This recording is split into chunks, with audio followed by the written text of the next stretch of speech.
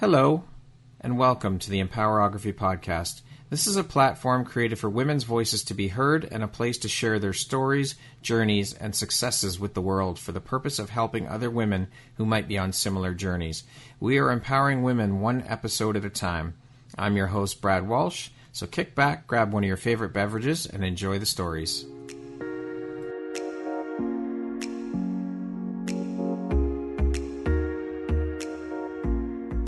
If you're looking for jewelry that makes an impact on your self-care routine and your style, Empowerography would love to offer you a discount code to one of our exclusive partners, Quartz and Canary Jewelry and Wellness Company. Please use code EMPOWER15 to receive 15% off upon checkout at www.quartzandcanary.com. Quartz and Canary is truly the place where spirituality meets style. Hello there, Brad Walsh here, your host of the Empowerography Podcast. Today, my guest is Susan Eckert. She is a women's portrait photographer and holistic transformational coach based in Long Island, New York. How are you doing today, Susan? I'm great, Brad. Thanks so much for having me on. Oh, it's my pleasure and my honor to have you. Thank you so much for being a guest and agreeing to be here and share a bit about your story and your journey and for being part of the Empowerography community. I appreciate you and I appreciate what you're doing. Thanks so much. Well, I've been listening to your podcast and you have a roster of amazing, incredible women. So I feel so honored to be part of that. Well, I am the honored one, to be honest. So thank you.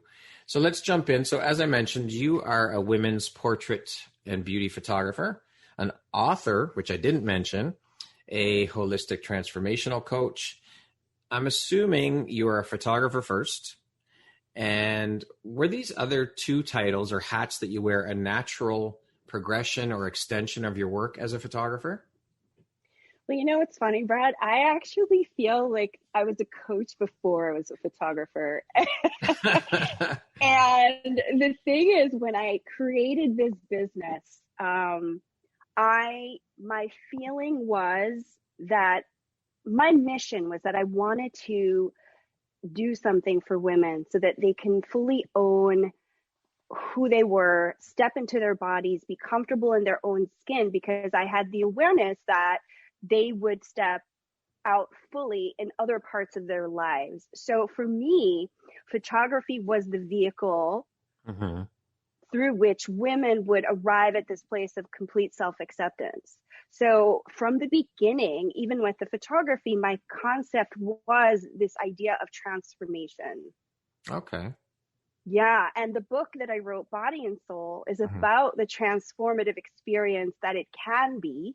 Yeah. If the photo shoot and the entire experience is approached from that perspective, because there are some differences in how the whole photo shoot works if that is the goal. Right, right. Well, I mean, as photographers and boudoir specifically, I've heard many photographers say that their thought or feeling is that while they're in shooting a session, they're almost like a therapist dealing with their clients. So I guess that's just kind of naturally tied in with your job as a boudoir photographer. I think it can be, absolutely. And I think a lot of it depends on, you know, the relationship and also how you market yourself out there as a photographer. What is your mission? What are you really doing? Like when I speak to a prospect, I let them know that the beautiful images are really just a byproduct. Right. Yes. What they're really engaging me for is this experience that they can carry with them for the rest of their lives in some cases. Right. Yeah. So, and because that's also where the value comes in. If people think they're paying for a photograph, a piece of paper, or a book, then they're not going to want to pay over a certain amount of money, right? Because it's just about the book. Well, I can buy this book on Snapfish or wherever. Yeah, yeah. But when they understand that it's about investing in the experience that's going to be potentially transformative and change their lives, well, we've got a whole nother issue. We got a whole nother situation. Well, that's exactly what it is, right? It's a completely transformational experience for the client. That's right. Right? Yeah. But that's if they are at the center, right? Yes. Because, you know, there's another photographer who was invited to speak at PPA the same year that I was. And it was hilarious because the approaches couldn't have been more opposite, right? Oh, so here's this other photographer talking about how, there's a particular lighting setup that he creates and walks every client through the same 5 poses and just churns them out one after the other after the other, doesn't really care what they're looking to express about themselves. There's no feeling there. It's just robotic. It's just, yeah. I mean, well, if you're doing a higher volume, lower cost model, then that makes complete sense. Right. Right. But I am not that. I am the antithesis of that. Right. Well, as you said, you're paying for the experience. That's what it's about. And the life-changing mindset shift that comes with it, right? Completely. Okay. It's a different animal as far as I'm concerned. So you mentioned the book. Can you tell us a bit more about the book, what it's all about, and how that is intertwined with your photography, like how the idea came about and all of that? Sure, yeah. So here's the thing. When I started shooting boudoir, I had no idea that first of all, I had no idea it was a thing, right? Because on the East Coast, it wasn't. On the West Coast, the boudoir divas were doing their thing. Right. And on the East Coast, it wasn't a known thing. So I wasn't even really calling it boudoir in the very, very beginning. I was just telling women that this is this experience that's going to help you feel more comfortable in your own skin, and you're going to see yourself differently. And so that was my intention. And what was happening is these women were coming back with feedback saying, this has changed my life. You don't understand. This has changed my life. And after hearing story after story after story like that, I said, I should really share this. Yeah, absolutely. That's gold. Yeah, because here I was, a psychologist, right? I have a master's degree in psychology, and I was bringing that perspective to photography. Yeah. And it wasn't something like when I would speak, sometimes photographers would look at me like, what are you even talking about? Right? Because what are we taught? We're taught, shoot for your aesthetic, shoot so when people see your images, they know that's a Brad Walsh image, right? And I said, can we just set that aside for a minute for boudoir? Because this is so intimate and personal. And I really had some quite heated debates about that with some people. I'm sure you did. I'm not surprised by that. Yeah, of course.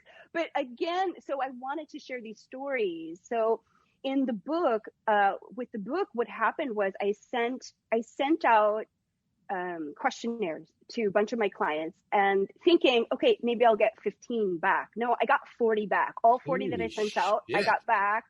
And it wasn't just one sentence answers. It was like paragraphs and paragraphs. Yeah. And so I had to make room for it in the book. And even how I got the book deal was incredible. I would just happen to be talking to this woman at one of the conventions, the PPA conventions. Yep. And I was telling her how I should really share these stories. And she happened to be a book acquisitions editor for Focal Press. Wow. So timing. Serendipitous. Exactly. Serendipitous. Yeah. Wow. So with these stories, are there images accompanying the stories? Oh, absolutely. Awesome. Yeah. I'll send you a copy, Brad. I would love that. I would love that. That would be amazing. I'd be honored. Can you sign it for me? I always feel weird when people ask me that. No, sure. I want you to sign it. Of course I do. Absolutely. So when did you write and publish the book? And I'm assuming that was your very first book you've ever put together and written, right? No. No? Yeah.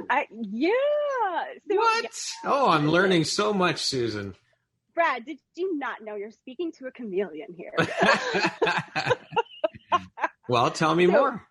Yeah, no, when I left corporate America, I was like, okay, I'm going to do all the things. I'm going to do all the things that are on my bucket list. And one of the things on my bucket list, because I'm a complete and total nerd, was to write a book.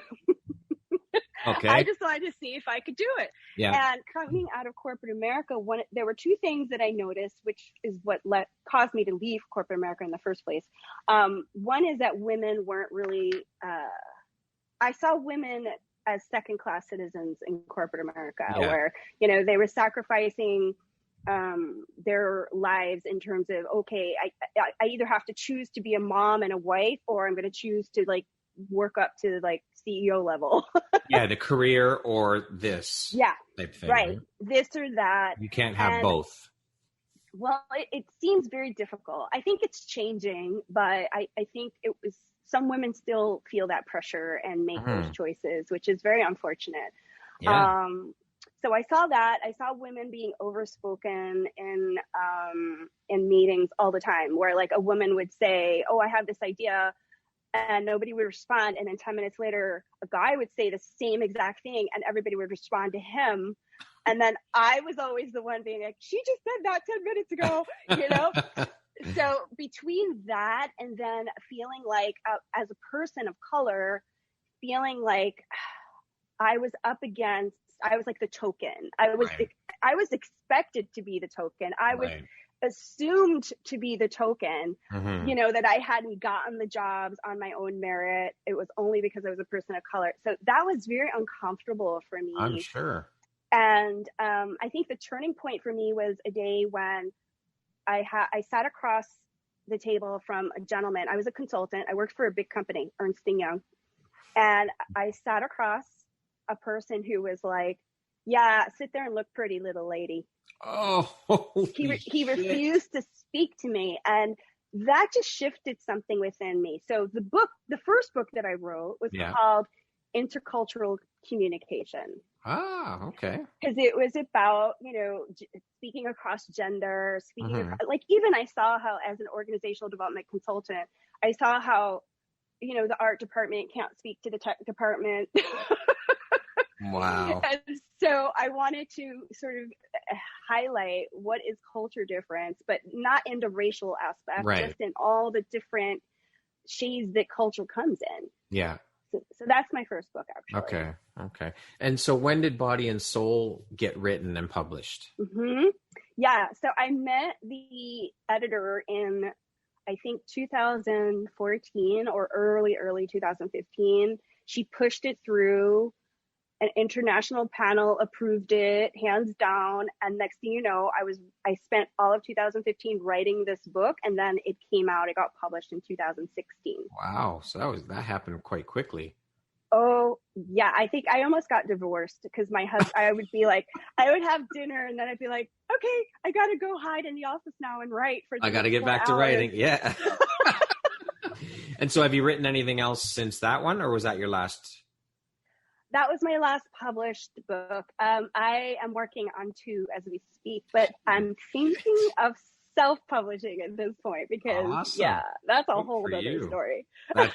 That's another podcast episode. Yeah. So, Susan, when did you decide that you wanted to become a holistic transformational coach, and why? Yeah. Well, you know, here's the thing. I started feeling, along with the surge of popularity for boudoir, I started feeling like my message was getting lost. My reason I talk to people all the time about, you know, like that Simon Sinek book, Why, First Start with Why. Yeah. That has been my ruling thing my whole life. What is my purpose? Why am I doing what I'm doing? If there's no compelling reason for something, I'm not doing it. Right. So my compelling reason for the boudoir was very specific, and so much so that I registered a tagline around it. Wow. But what's your tagline? It's illuminating the power of the feminine. Love it. Awesome. That's powerful. Well, I wanted women to understand it was more than just a pretty picture thing. Yeah, for sure. And so, you know, it's with the surge of popularity with boudoir, you know, I felt like my voice was getting drowned. And I wasn't, you know, people were coming to me for just the pretty picture experience, and it wasn't fulfilling anymore. Right. And I said, I need to reconnect with why I'm doing this at this juncture. Okay. And I realized that it was always about transformation. In fact, everything I've ever done boils down to transformation. When I was an organizational development consultant, that was about transformation. It was about going into an organization, shifting their people, lifting their morale, changing how things get done, right? It was always about transformation. The photography was about transformation, helping to transform how these women viewed themselves and falling in love with themselves. And so to some extent, I've always been this holistic transformation coach. Right. It's only that now I'm deciding to call myself that because I've decided that I want to reintegrate all these skill sets that I had all along. And I've acquired some new ones along the way. Right, of course. Right? Because I think what I kept seeing is sometimes the mindset blocks that we all have keep us stuck. Yeah. And so, you know, trained in psychology, I said, what other tools can I use to help people through these mental blocks? So I became a consulting hypnotist. Wow. Add that to your toolbox.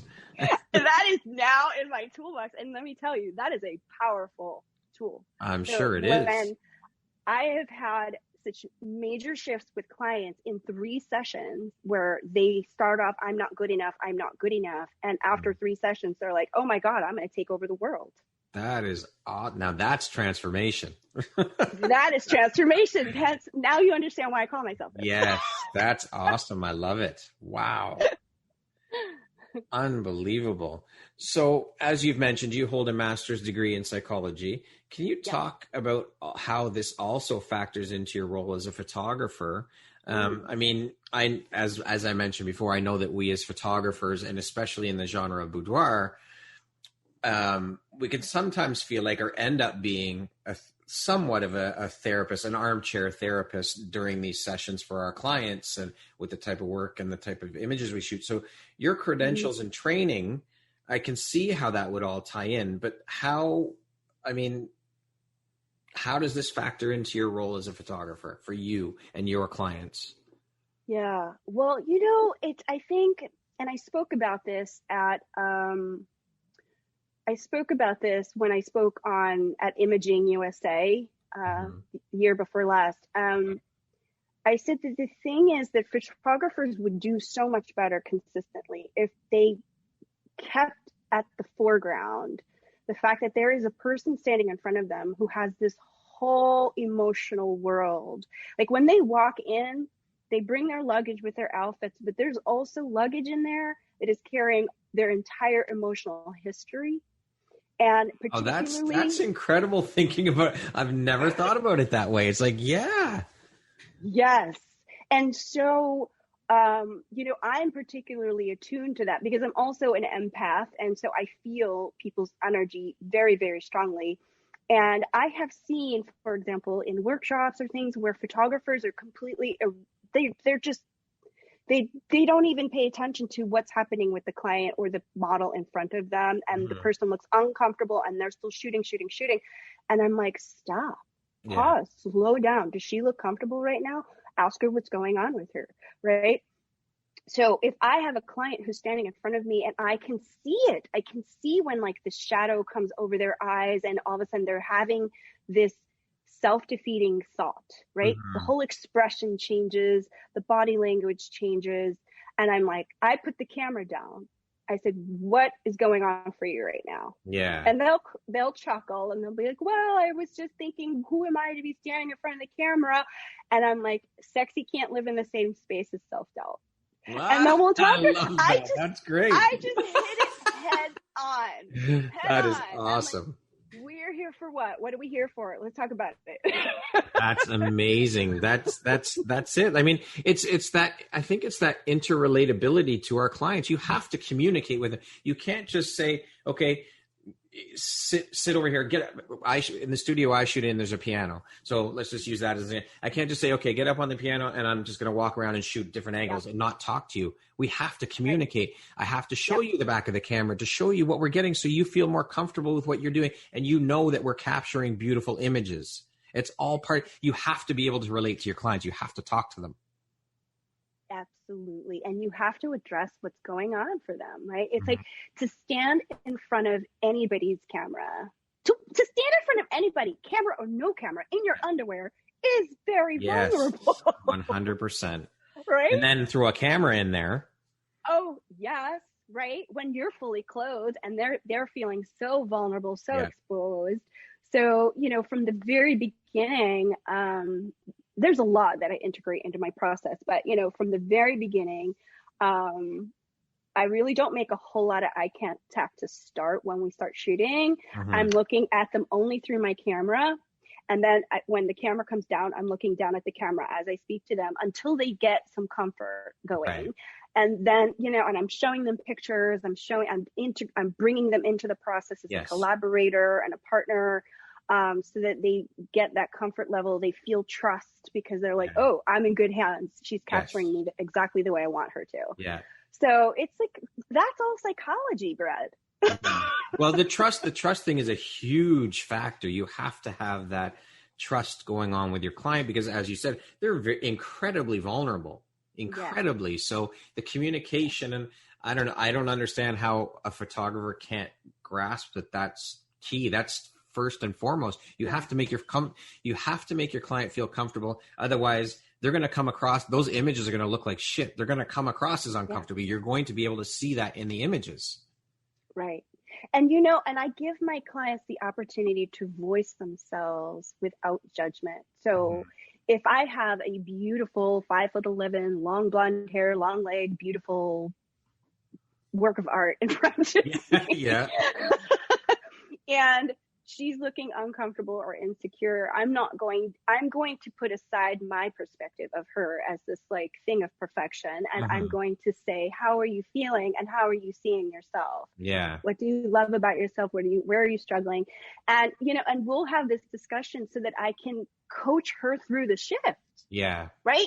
Because if she never gets a chance to say, well, I was made fun of when I was like little because I had really long legs. People called me giraffe. Yeah. And so I can't really appreciate my long legs. Her being able to say that and share that with me and me challenge her perspective on, do you really own that? Just somebody said that to you, but do you really own that? Mm-hmm. Can you see how beautiful your long legs are? I bet you look amazing in like evening gowns, right? And then we'll shift her thought process. So that is coaching. That's where coaching comes in. A lot of photographers do this naturally, right? Yeah. But that's what we're doing. We're coaching them into this mental shift so that they can see themselves differently. Yeah. And then when they can see themselves differently, guess what? They appreciate your images a whole lot more. Yes. Again, like you said, it's all tied into psychology, all of it. It really is. I couldn't imagine. I don't know how I would do this without. But I don't think a lot of photographers realize that, though. I really don't. A lot of photographers do not. A lot of, and I have to tell you, I did a series of workshops a couple years ago when I had a much bigger studio, and I would drum it into these photographers, like, don't shoot the models and not talk to them. Don't shoot the models and just be like, cha, cha, cha, cha, cha, cha, cha, taking pictures and don't give them any direction. And then they would go stand in front of the model and they would do exactly that. People don't listen.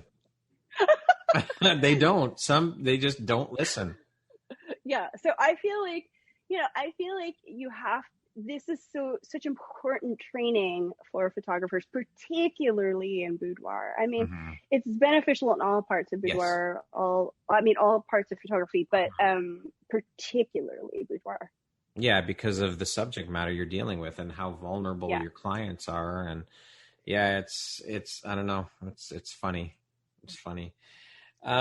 What have these additional tools and skill sets that you've brought and you've filled your toolbox with as a photographer in your business, and how have they been beneficial to your clients?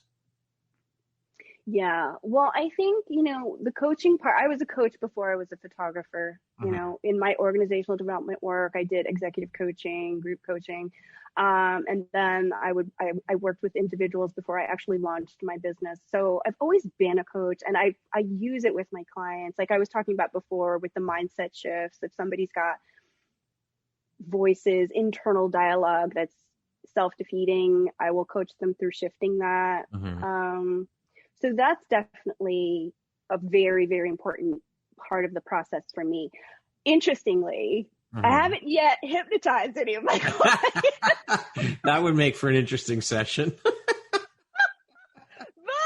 it is not, I won't say it hasn't crossed my mind that I could if somebody's particularly shy in front of the camera or is nervous about their shoot, inviting them in to have a session beforehand. Because here's the thing, we don't understand, unless you've studied it, you have no idea what hypnosis is. Like, Right. when I asked my friends to practice on them when I was taking the program, they were like, oh, you're going to make me quack like a duck, right?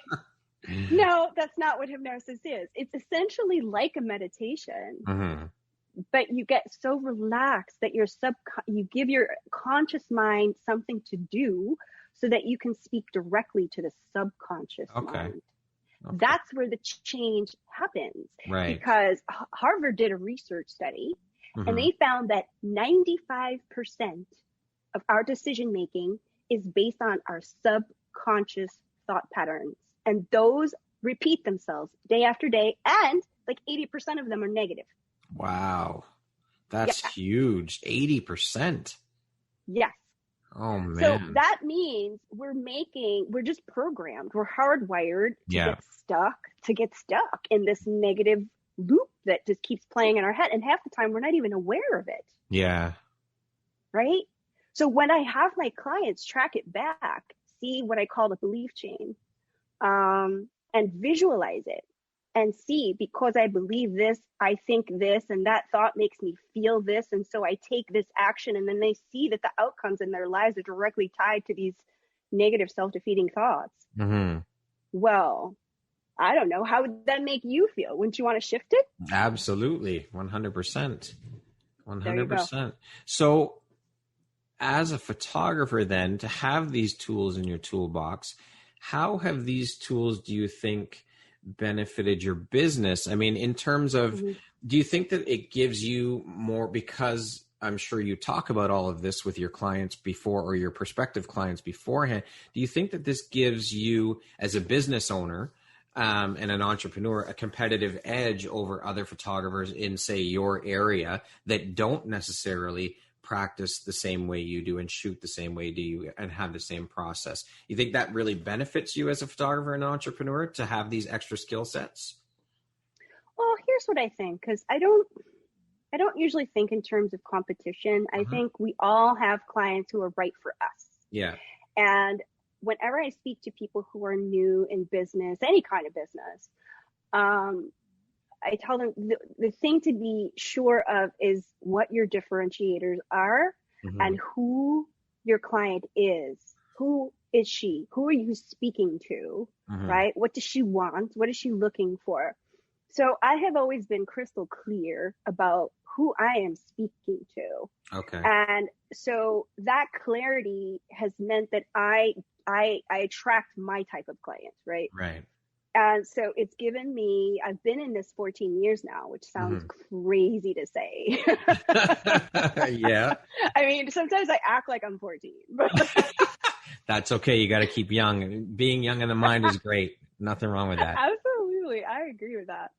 So, it has given me the stability, I think, in my business. And regardless, because obviously when I started, there was like me and one other photographer, that was it.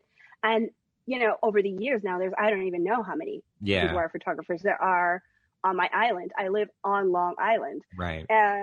But it doesn't matter how many there are, because I'm speaking consistently and clearly to a particular person. Okay. Yeah, I can see that. I mean, the competition thing, I get it. I don't know. I always think that the only competition I have is me. That's it. Yeah. I was stuck in the mindset where I was competing in my own head with other photographers, and I'm not where I should be, and look at how far ahead of me they are. And then once I shifted my mindset around that, things changed drastically. I started getting more inquiries, and it was unbelievable.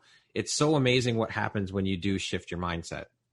Absolutely. It is the foundation for everything. I mean, I once had a photographer who, this has happened several times, but this one photographer pops out for me. She was new in my area, and she was on every one of my social media pages all day long, like constantly, like looking at my things, commenting on my things, trying to get into my VIP group. And I said to her, I reached out and I said, if you put this much effort into your own business, instead of stalking mine, you would be doing so well, And because she was like trying to copy my pictures like exactly, and I'm just like, you need to tap into your voice, figure out who you are as an artist, and then just do your work. That's it. Figure out who your client is. So I gave her that advice, and hopefully she took it.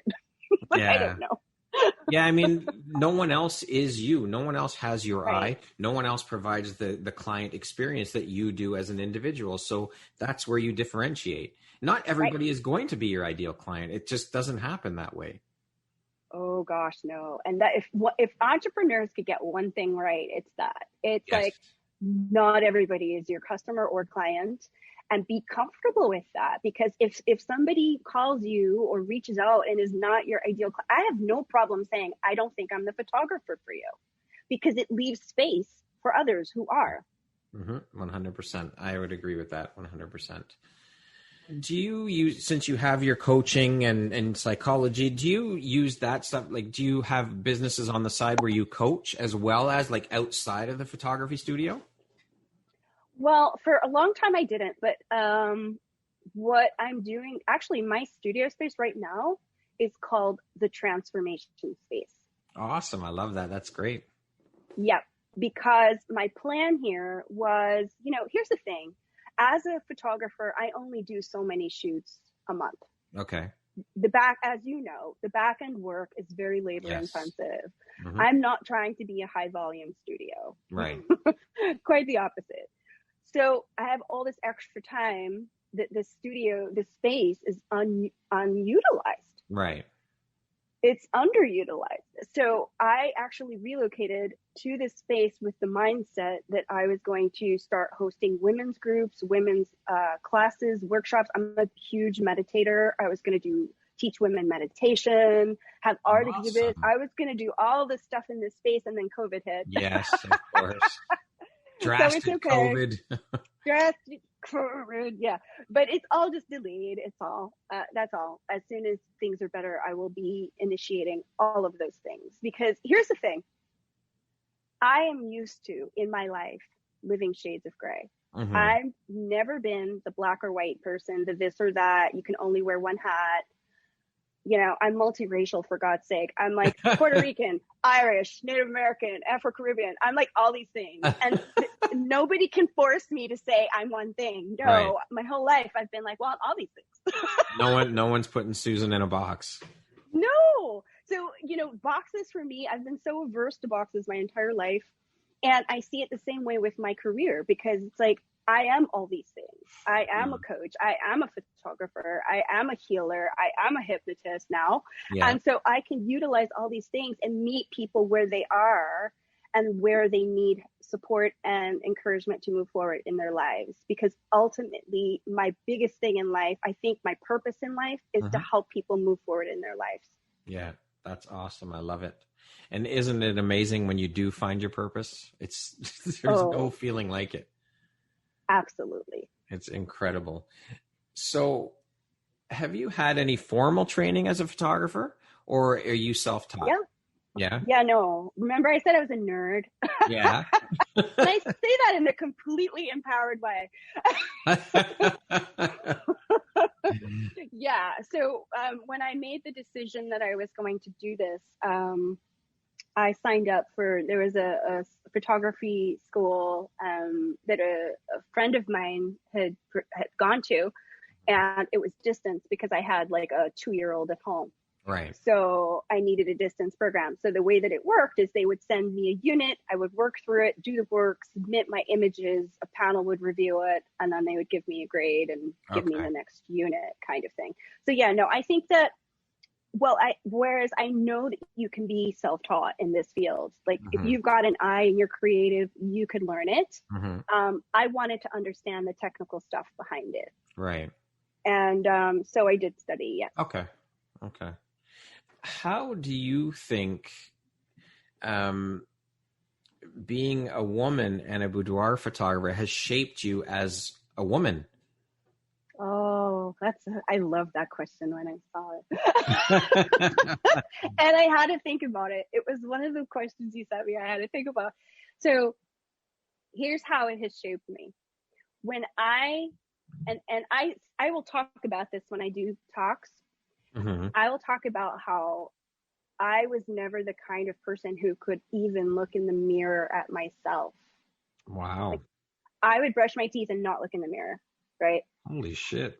I was not comfortable in my own skin. And in large part, that's why I was so hell-bent on helping other women in this way, because I experienced what that feels like. Yeah. And it's such an awful feeling. So how it shaped me is I would help other women through it and see that they can transform. I knew I could. And then older women in particular who I would shoot, I saw how, whether they were 50 or 60 or 70, they just were in a place where they were like, it gets better as you get older. I would hear that all the time. Like, they would be so comfortable in their skin, and they'd be like, oh, when I was in my 30s and 40s, I didn't even know what I was doing. Now I'm so comfortable in my skin. And I kept hearing that. Yeah. So I was like, ooh, I'm actually looking forward to getting old. And my thought was like, there's hope for me yet, every single time. Yeah. So it was inspiring. I was so inspired by these women. And so that's how it shaped me as a female photographer. That's awesome. Wow. To hear that, I mean, as these women got older, they got more comfortable. That's great. You would think that it would be the opposite, because as we get older, our bodies change, and you would think it'd be the exact opposite. I think that's incredible. Wow. It was so inspiring to me.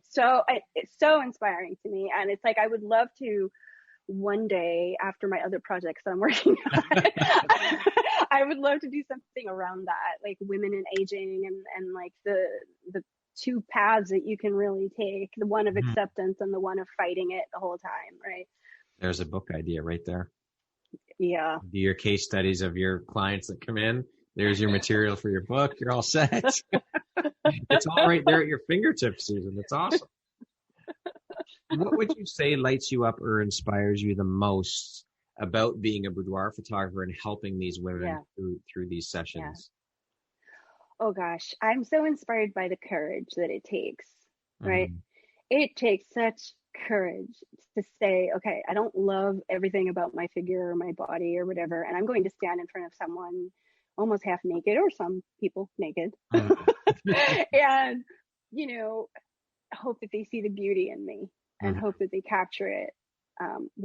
That's so inspiring to me, and so I feel honored by every single person who entrusts me with that, and that's why I make them partners in the process, start to finish. And it's just so inspiring to me that it lights me up. It's like, I love human connection. Like, I'm an introvert, but I love the one-to-one connection. Yeah. And I'm an open book. And when other people can open up as well, and I can see them blossom before me, like, I show a lot of pictures in our reviews, and that's for a reason. I want them to see the transformation themselves firsthand.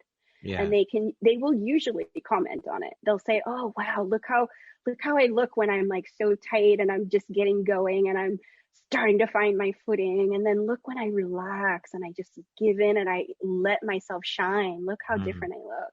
Yeah. Right? Yeah.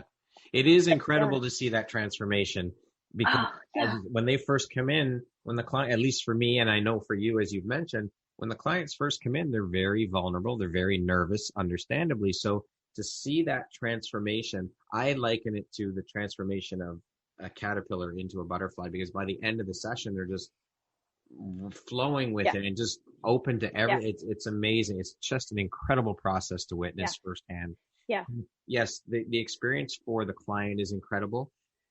And I get that, but to be the photographer and the experience that the photographer has, it's incredible as a photographer. It's similar to their process, but it's not. It's very, very different for the photographer. And it's just an incredibly beautiful thing to see. I love it. It's transformation. It boils down to transformation, which I am passionate about. So Like Yeah. I have no tattoos, but if I were to get any tattoo, it would probably be the word transformation. Yeah. Now, when you started in photography, what did you start out shooting? Because I'm sure you didn't start out shooting boudoir as a photographer. Oh, Brad, you haven't heard my story? Yeah. So here's how I found photography. I left corporate America, and I was like doing this class. I was teaching this class at Hofstra University called What Were You Born to Do? Okay. And I was helping other people find their soul purpose, right? Mm-hmm. And then one day I was like, I should lead myself through this program. And I was surprised at the results. The results were like, oh, you've always wanted to be an artist. You've always been an artist. Like I would hide as a kid painting and drawing and writing poetry, but my parents were not, especially my mom was not an artist. So she didn't appreciate time spent that way. But so I was like, here I am. I can do this now. If I want to try being an artist, I'm going to try being an artist, damn it. So, my thought was I was going to go back to painting. So I asked a friend of mine, can I take pictures of you? She was a ballerina. So I said, can I take pictures of you with tulle and toe shoes, nude? Because I want to take these pictures and make, paintings from them. Okay. And we were very close, so I could ask her to pose naked for me. And she said, absolutely. I took the pictures. I was not a photographer. Like I was always with a camera, hobbyist here, there, everywhere, shooting on auto, of course, right? Yeah. So I took these pictures, and her reaction to the pictures, she started to cry. Wow. She was like, I'm still that beautiful ballerina. I didn't know I was. Right? And she wanted to blow them up all over her house. She was like, I want to blow these up. I want one over my bed. I want one in my hallway. And so the light bulb went on. So yeah, Brad, I started with boudoir. Wow. Most photographers don't. Not many do start off in the boudoir genre. That's a hell of a start. I didn't call it that because I didn't know. Yeah. To me, it was, honestly, my first year of shooting, I actually got published in a fine art magazine because I did a nude series with her. I did a nude series with her where I shot it in my living room, and I had a crystal ball, and I shot her being reflected in the crystal ball. That's awesome. With her figure behind it blurred out. Yeah. And it got published in Carrie Lee's nude magazine. And it just, for me, it was a fine art thing. I'm just like capturing the female form in a beautiful way. Yeah. Awesome. So. Wow. Okay. Well, now I know. I'm educated and informed. So when you aren't actually shooting paid photography work, what do you do in terms of photography to keep your mind there in that creative space as a photographer? Do you shoot anything else? Is there any things you do in particular? Well, I have to say, knock on wood, I feel like I've been for 14 years consistently busy with the photography work. But while I said I don't like to shoot so many sessions a month, the back end work is very labor intensive. So I feel like there's not a day that I am not doing something photography wise. But what I have learned to do is make time for shooting personal work. Okay. Because I'll tell you, here's the thing. People who are coming to boudoir, a lot of time they've never heard of it. They've never done it before. So they look, what do most other people do is where they start, right? So they want to do what you're showing. And so with my personal work, I'm able to show them other possibilities. Okay. I'm also able to show them who I am, what my voice is as an artist, because I don't infuse so much of that in their shoots because I think it should be about them. Right, of course. So I do share those from time to time on my boudoir page on Instagram, and the reaction is always, oh my God. Like I did a shoot with this model And somehow I had acquired a box of antelope like horns Oh, or whatever. okay. Not antelope horns, deer horns, like when they shed them, right? Naturally shed. And so I just threw the horns all over the floor, and I had her just wrapped in a piece of tulle. And it's the most beautiful image. I shot it with a slow shutter speed, so her hair is kind of like blurred out. And I posted it thinking, oh God, people are going to think I'm so weird when I post this. The reaction was the opposite. People were like, oh my God, that's amazing. Oh, wow. So, yeah. So your personal work is you're still shooting people. There's nothing like, you're not off shooting a completely different type of photography, like walking around New York and shooting architecture or something like that. It's still in the vein of people. It's still in the vein of female portraits. Right. Yes. Okay. All right. Yeah. I actually met Joyce Tennyson. I did a women's retreat with her. She's an amazing photographer. She shot Oprah Winfrey, Judi Dench, all these celebrities. She's amazing. And I showed her a personal project I was working on that was about my struggle with infertility. And it's very conceptual, this work. And I was afraid to show it to anyone because it's so conceptual. And personal. And very personal. Yeah. And so I showed it to her and she cried. Wow. She was like, Susan, I haven't gone through this experience myself, but I feel it in these images that you're creating. So she encouraged me to continue it and to publish a book with that work. So I've yet to do that, but I'm going to continue working on it as soon as we get through COVID. And there's another book. Another book. Susan, what advice would you give someone wanting to pursue a career as a photographer? If your heart is leading you there, just do it. Just find your voice. Learn the skill, right? Because the worst thing in boudoir especially is if a photographer doesn't study, doesn't know how to flatter, you could do so much damage. Yes. By shooting someone in an unflattering way, not knowing posing, where they look bigger than they are. Oh my gosh. So just like we were talking about all the positive transformations, we could scar someone if we're not clear on what we're doing and we don't know how to use our tools correctly.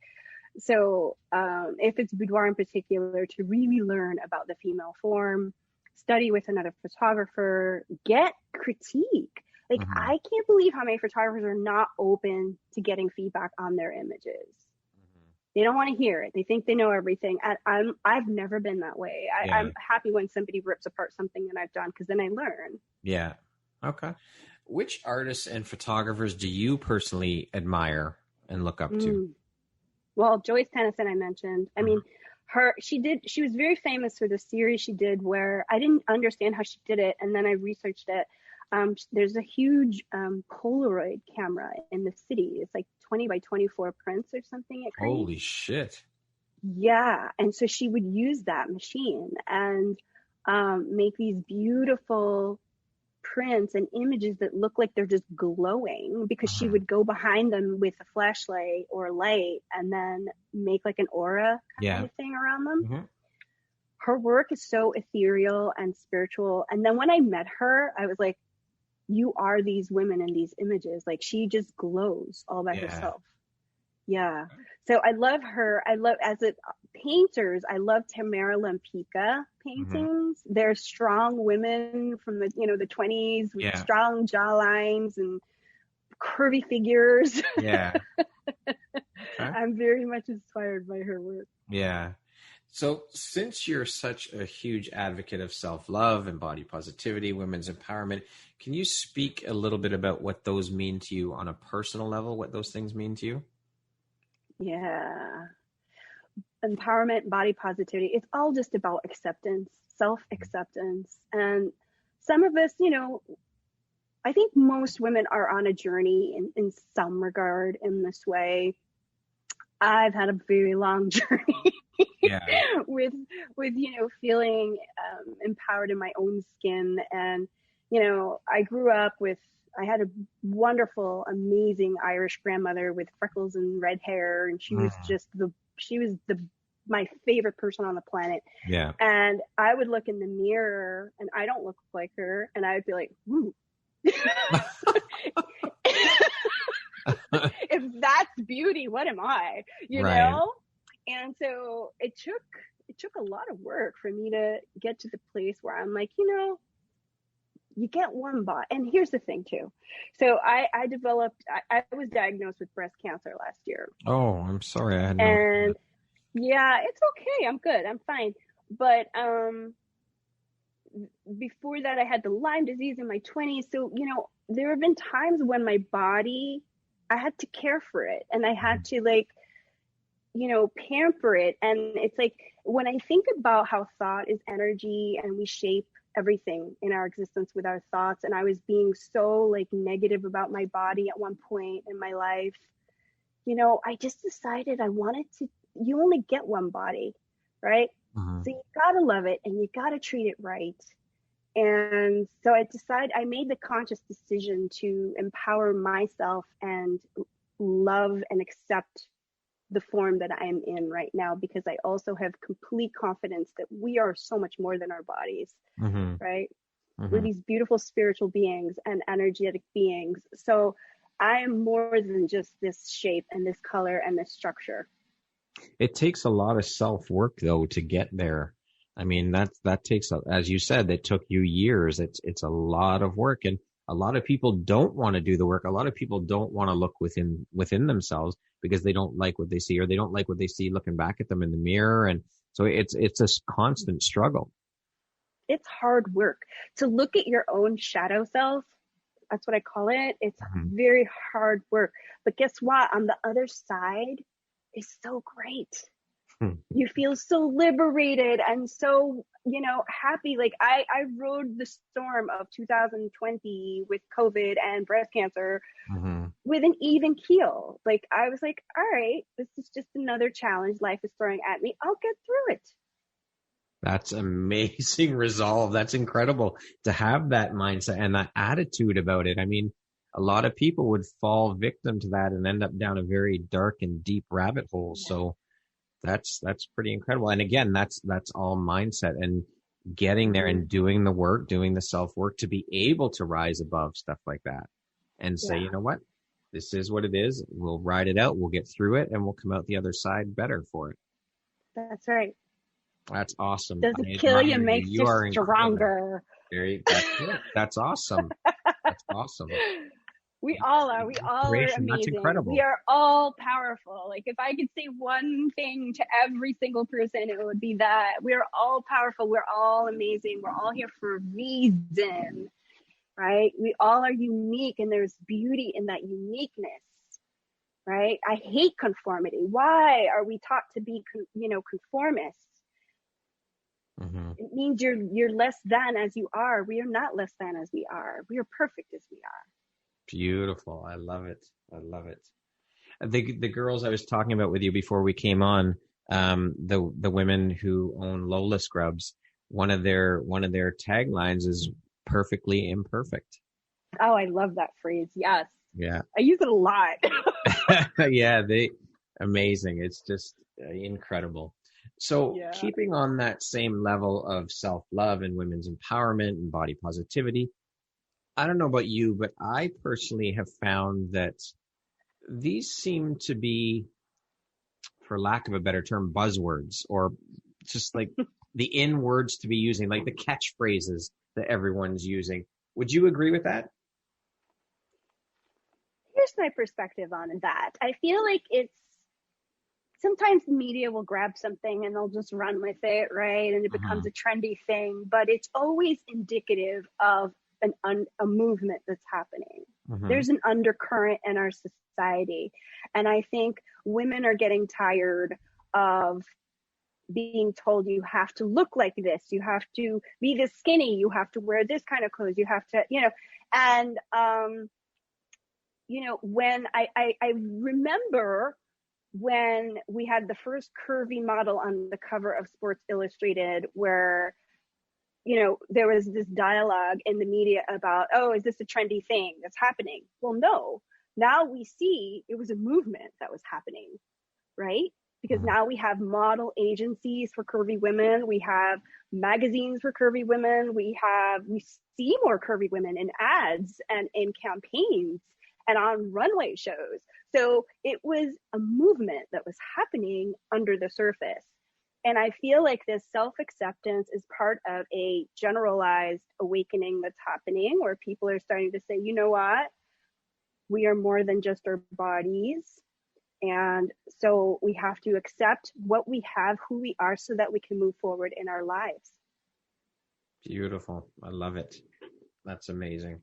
So speaking of empowerment, what does that word mean to you? Self-acceptance. Plain and simple, self-acceptance. That's it. Yeah. Awesome. Yeah. Because when you accept yourself, you do the things that you need to do, that you want to do, that you need to do to move yourself forward, right? It's like having a foundation where you can say what you want to say, allow yourself to feel what you feel, right? Mm-hmm. For sure. So for me, it's about that acceptance that enables everything else to flow from it. What do you think your unique skill set or superpower is that's helped you become successful?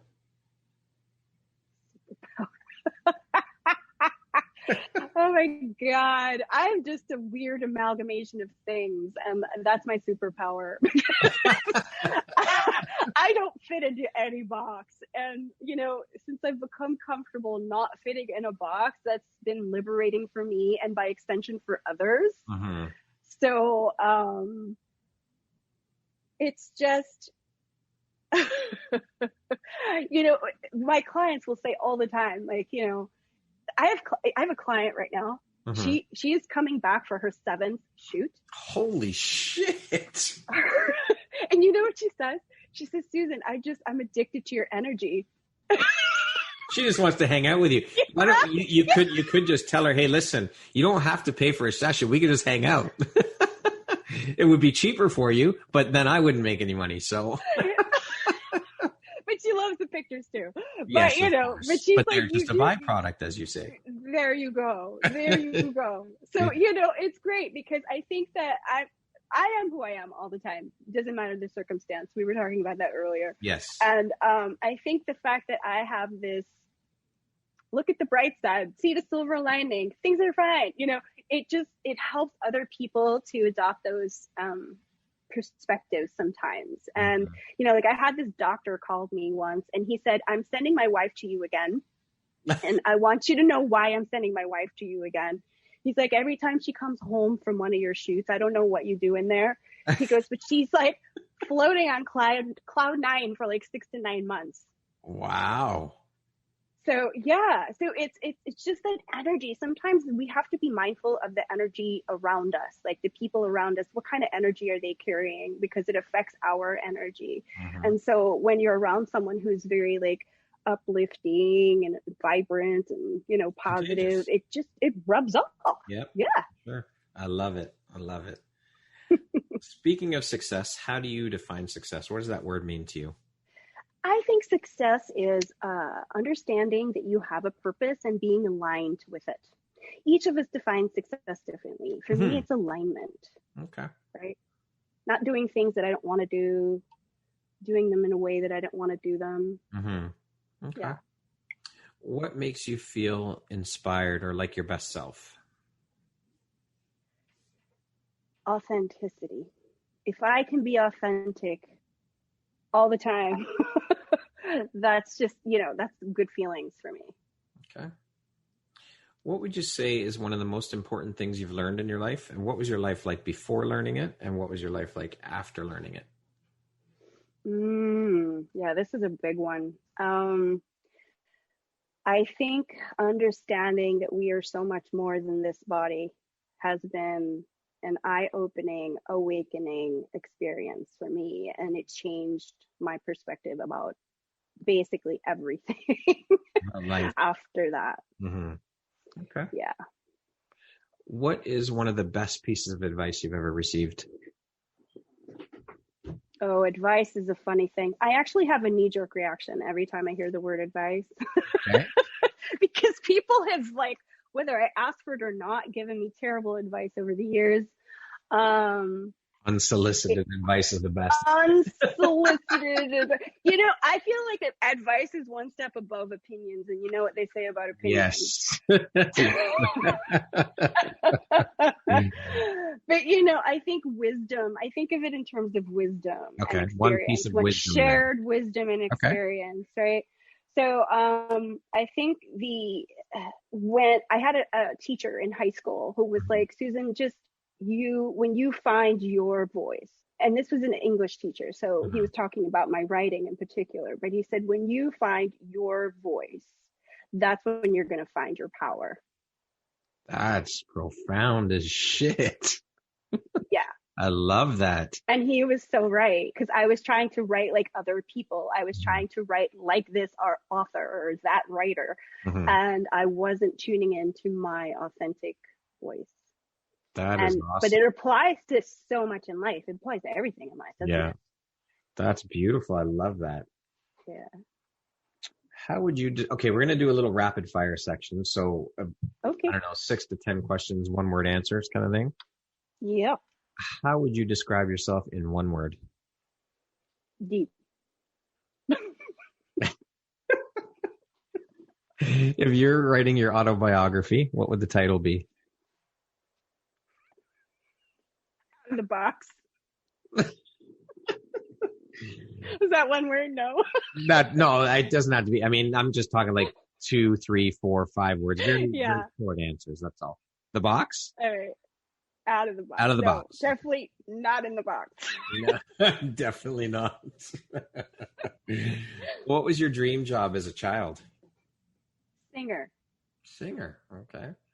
And did you never end up pursuing that? Never wanted to pursue it then? Nothing ever materialized?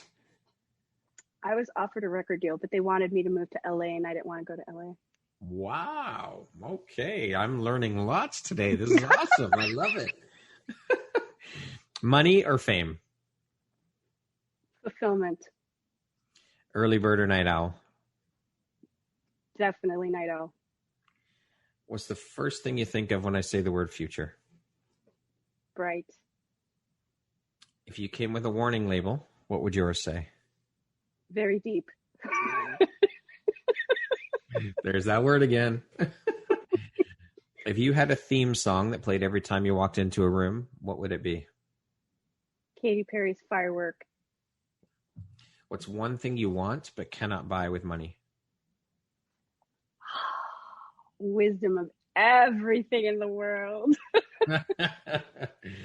What is your favorite stress-reducing activity? Meditation. Entrepreneur life is? Incredibly rewarding. My favorite way to unwind is? Read a good book. If I had an extra hour a day, I would? Learn something new. The last book or podcast I read or listened to was? Jay Shetty's Think Like a Monk. It's amazing. Awesome. If you could teach the world one thing, what would that be? Just be you. Okay, that concludes our rapid fire section. What is your favorite entrepreneurial book, or one of your favorite entrepreneurial books? Gosh, there's so many, but I'd have to say your top 3. Yeah, Simon Sinek's book about starting with why, even though it's written for organizations, I think it applies so much to our personal lives too. Okay. And maybe that's something that I learned in my master's program. As an organizational development psychologist, you always go back to what's the mission and the purpose. So I live my life according to my why. The second book would be, I love that book about the one thing. That has also shifted my world a lot, because I'm the type of person, I love to do all the things. You just can't do all the things. Yeah. Right? It's like, I have 3 kids. I run a business. I'm all these things. You have to prioritize. Yeah. So every day I give myself permission to say, what's the one thing that I have to get done today or want to get done today? And then let everything else be okay. So the book is called One Thing? One Thing. Your third one? What would you say is your third one? Nice and simple. The third one, it's an older book, but Mm-hmm. it's called Managing Transitions. Hmm. And it's all about change. I used to teach a workshop on it because I think that the analogy that they use for change and transition is so helpful. They talk about a trapeze act, Okay. right? And they talk about all the changes all the things that can go wrong with change and transition. Like Mm-hmm. change happens. Whether we transition is our choice. Right. And sometimes, so like not transitioning is like staying holding on to one of those bars and not jumping to the next Right. one, right? Yeah. What's going to happen? You're going to get stuck. That's right. That's right. Right. So it's a brilliant book, and the concepts are as relevant as ever. Okay. What is the most recent investment you've made in yourself? I hired a coach. Awesome. What is your personal motto? As long as there is breath, there is opportunity for growth. Love it. If you could go back and give your younger self one piece of advice, what would that piece of advice be? Just breathe. Very simple and to the point. Lastly, Susan, if you were to deliver your last 30-second speech to the world, what would that last 30 seconds sound like? Oh gosh. I think it's a summation of everything we've spoken about today, which is just like tap into your purpose, tap into your why, and then just unapologetically pursue it and be you, right? If we have passion for something, or if something's bubbling up within us that we're feeling we have to pursue, it's because our soul is speaking to us. Listen. Beautiful.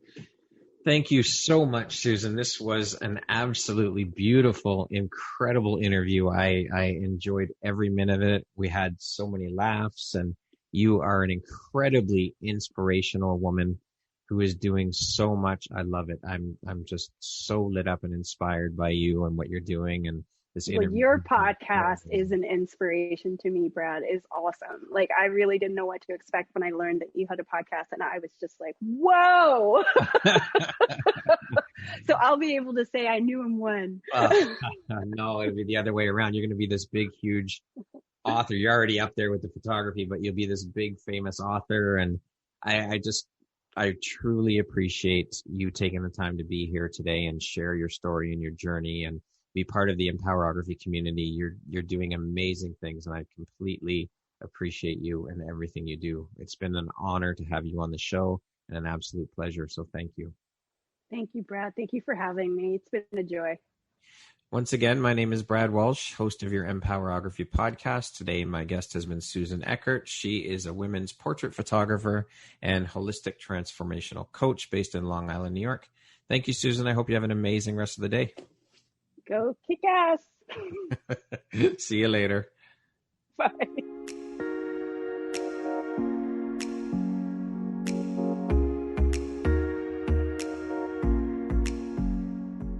Thank you very much for listening to this podcast. If you haven't yet, please be sure to subscribe, rate, review, and share with all your friends. You can find me at visuphoria.ca and follow me on Instagram at Empowerography Podcast and on Facebook at Empowerography. Please join me next time for another inspirational story from yet another amazing woman.